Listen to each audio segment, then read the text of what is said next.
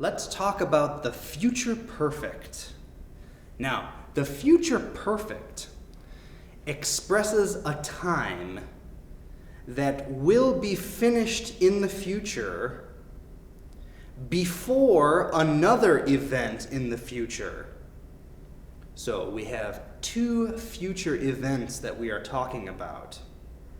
One happens before the other. That is the future perfect. Let's look at a timeline.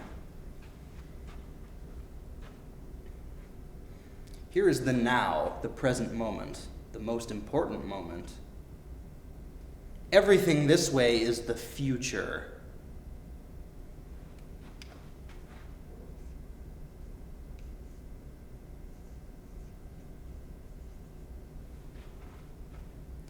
Let's say at 7 o'clock p.m.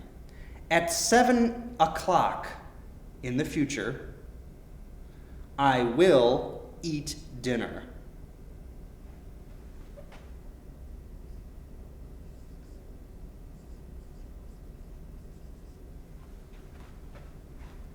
At 9 o'clock p.m. in the future, I will see you. We have two future events. The event that happens before is the future perfect. Both are in the future. So what we do is we look ahead to the future, and then we get there and look back. Or you could say, we run to the future, and then we look back at the future before the future.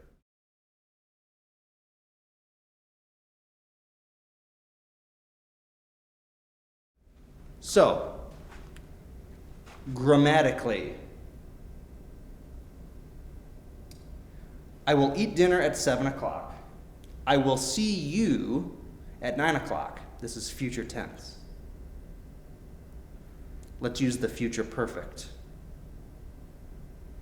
I will see you at 9 o'clock. Before that, I will have eaten dinner. Before I see you, I will have eaten. I will have eaten dinner. This is the future perfect. Will plus have plus the past participle.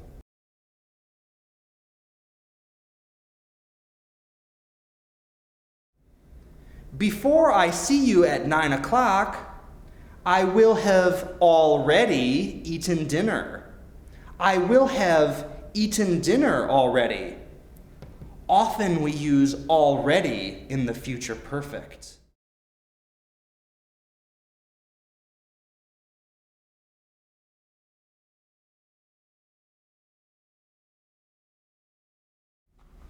So look, we have two events in the future.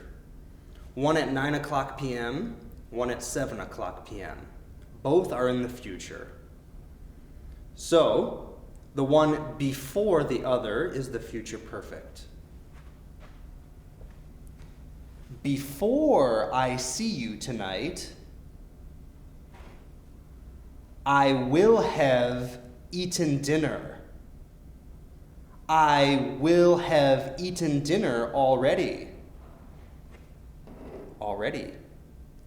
That's possible.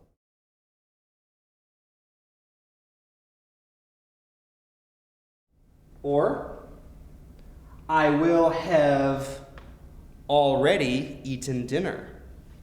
Both are correct.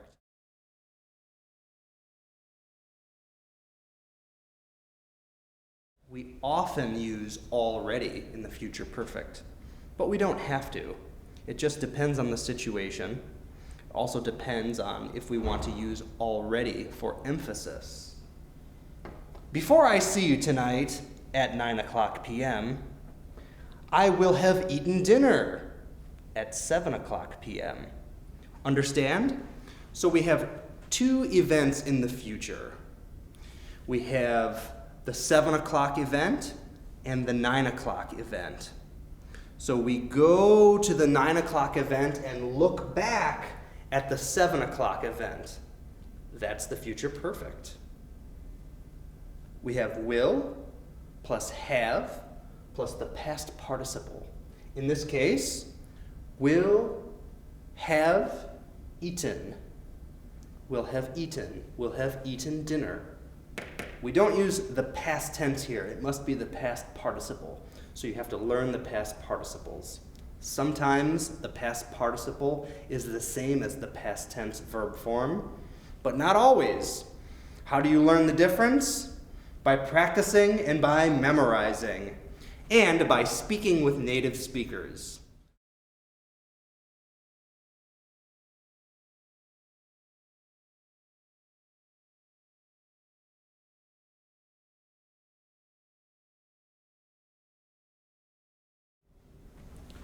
We often use by the time in the future perfect. For example, by the time Sue graduates, she will have learned English. Notice, will have learned stays the same regardless of the subject. I will have learned, she will have learned, you will have learned, we will have learned, they will have learned. So in the future perfect, we never use has here, we use have.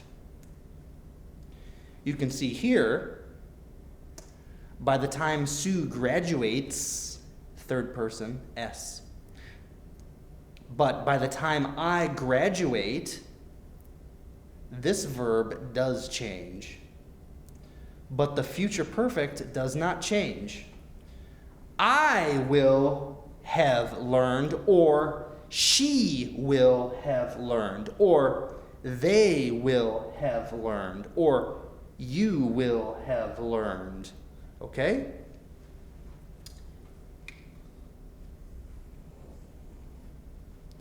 By the time, this is often used in the future perfect. By the time I see you tomorrow, okay, we're using the simple present to express the future. I will have eaten dinner. Same thing here. I'm using the simple present to express the future. By the time, we know we're talking about the future. By the time Sue graduates, simple present to express the future, she will have learned English. Okay? Both events are in the future. Sue's graduation is in the future. Learning English is in the future. By the time she graduates, she will have learned English, even before she graduates. These are good examples of the future perfect. Now you try it.